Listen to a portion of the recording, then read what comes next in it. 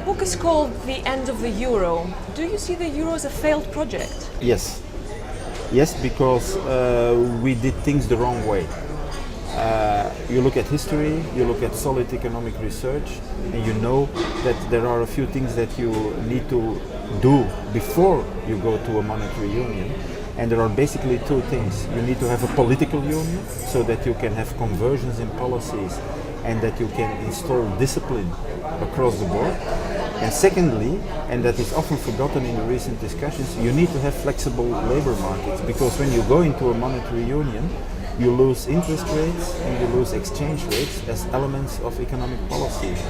And that means that when your economy is in a kind of shock due to oil price increases or a dollar devaluation or whatever, you need other mechanisms to absorb that shock in a monetary union, and that's why flexible labor markets are important. So we didn't have a political union and flexible labor markets across the board in Europe in 1999. We don't have them today.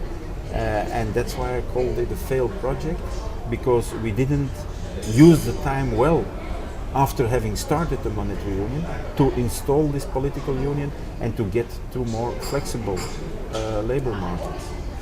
So do you think that the politicians who started it failed to see these disadvantages, these problems, or is it something that we can say now with the benefit of hindsight? No, because as a matter of fact, I've been writing about this for more than 20 years now.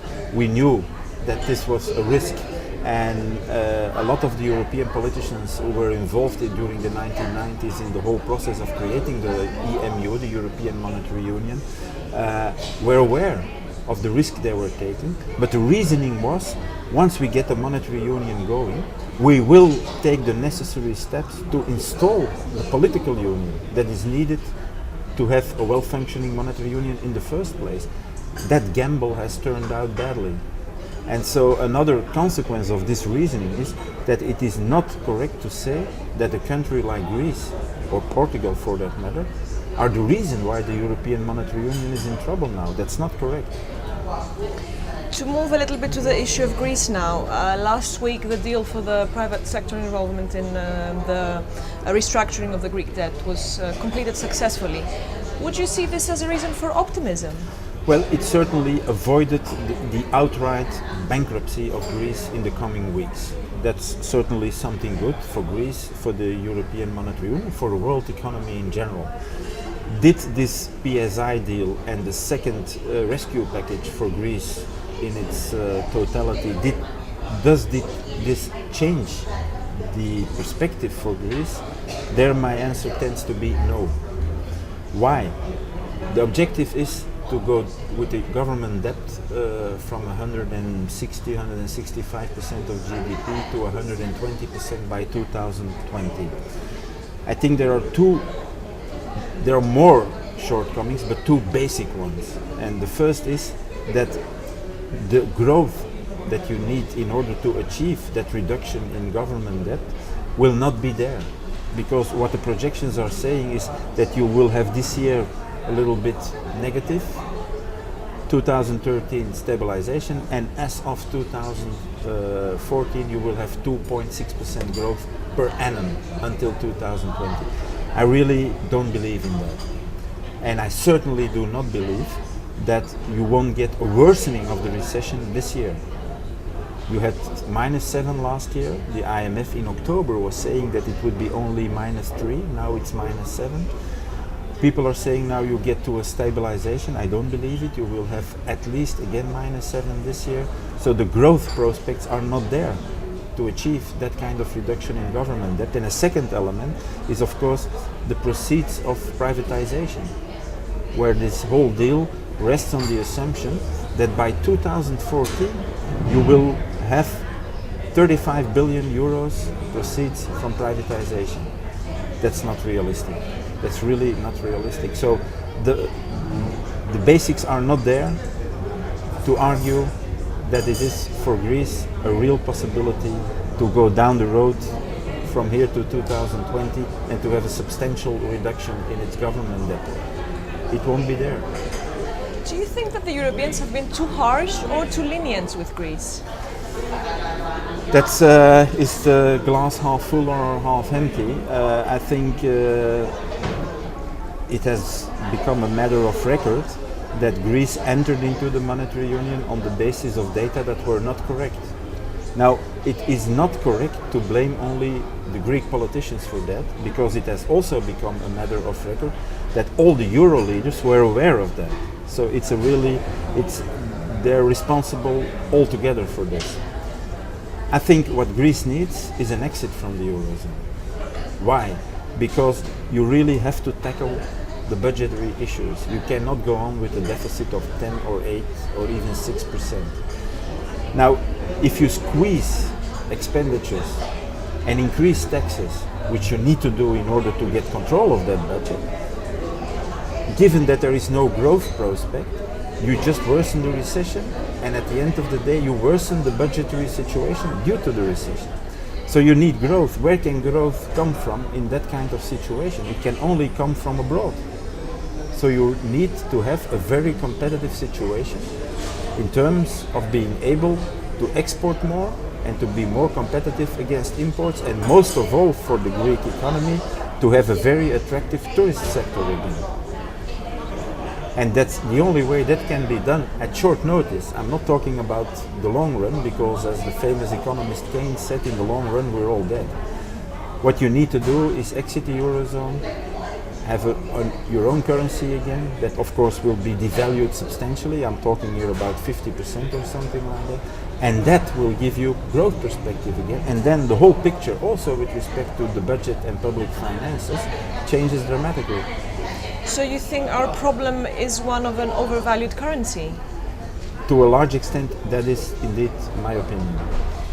But you see, the problem is that we used to have our own currency, the drachma, and we had many devaluations, but this never solved our problems, because in the medium term, inflation cancelled out all the benefits, and we were left with the structural problems that we still have. Yeah, but is there any point in recent history where you can say that the Greek economy was suffering the kind of depression you have now? Because that's what you're looking at. You really are looking at a depression. At the end of this year, the cumulative shrinkage of the Greek economy will be in the neighborhood of 15 to 20%. The American economy in the 1930s during the Great Depression was the worst hit economy of all the, at that time, industrialized countries. It shrank by 28%. So you're really in dangerous territory here in terms of really have a very substantial destruction of your economy, with all the consequences that has for the stability of your society and even your democracy. So the comparison is correct with what you did formerly before the monetary union. There were regular devaluations, you had inflation, and that was not good. But there's a difference between being not good and being very bad. And you're actually in a very bad situation at the moment that you need to cure at short notice. You can't go on for another 2 years like this, because then there won't be any economy left. Those who are arguing against an exit from a euro and a devaluation are describing with very gloomy terms the next day. What would happen if we exited today and had a devaluation? What would happen tomorrow? Do you think that it is realistic to expect extremely unpleasant situation if we did this? Of course, there will be costs involved with going back to your own currency, a new drachma or whatever you call them at that time.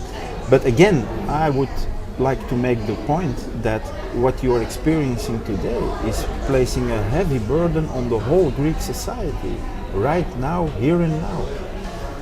And when you go to your own currency, of course, everybody involved, also the European authorities, should have every incentive to cooperate with the exit. And one of the things that need to be done, and maybe that should be a last big, or should I say, kind of grant or help from the European authorities, is of course the need to recapitalize Greek banks, because as you know, on a real accounting basis, they're bankrupt. So you really need to inject new capital so that they can start functioning as a bank should function in a modern economy. And probably you need something like 40 to 50 billion euros for that. I think that should come from Europe. But that would then be the end. Then Greece would be on its own again. And of course it will be very important for Greece to stay within the European Union so that it can have the benefit of the unified market. Would the euro still exist if Greece left from it? Yes, I think there's no existential problem for the euro when Greece would leave the eurozone. There's of course the possibility of contagion, but I think, and I take it one step further, that if you go to the exit scenario, Portugal should exit together with Greece, because Portugal is not in as bad a situation as Greece is today, but it's getting there. The recession is getting deeper and deeper, the budget situation is worsening, the debt is escalating, so it's Greece all over again, if I may put it that way, with a time lag of 1 year, but they're going there. The existential problem for the Eurozone becomes real when Germany starts to move. And at this point in time, Germany has every incentive to remain into the Eurozone. Why? Because the euro is an undervalued currency for the German economy. And secondly, because given that there are so many troubled countries in the Eurozone, Germany is considered the beautiful child all over the place. And one of the consequences of that is that they can borrow at the moment at 10 years time below 2%, which is basically for free. The flip side of this coin is that there are also costs involved for Germany. The budgetary cost of all the stabilization mechanism, the rescue packages that are being put on the table, and a large part of these costs will at the end of the day be borne by Germany. The second cost, and that is increasing rapidly in the last weeks and months, is what Germans consider to be, and I think to a large extent correct, the destabilization of the European Central Bank. They've been pouring money on the European banks by the tons. They created 1,000 billion euros LTROs, 3-year financing, and the Bundesbank has made it quite clear that it's really against it. And the reason is, of course, that they fear that this ton load of money, liquidity floating around the system will at the end of the day result in inflation. And that's something Germany is really very, very, very negative about. So at this point in time, we can say we have a situation where the benefits are here and the costs are here for Germany. But certainly the costs are rising.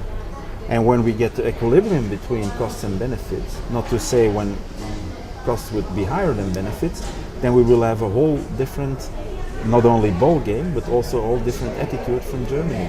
When that will be, nobody can know. That can be within 6 months, that can be within another 3-4 years. But if we continue on the same road we're going now with Euro policies, we will come to a point where Germany will say that enough is enough. Thank you very much, Mr. Van Oven. My pleasure.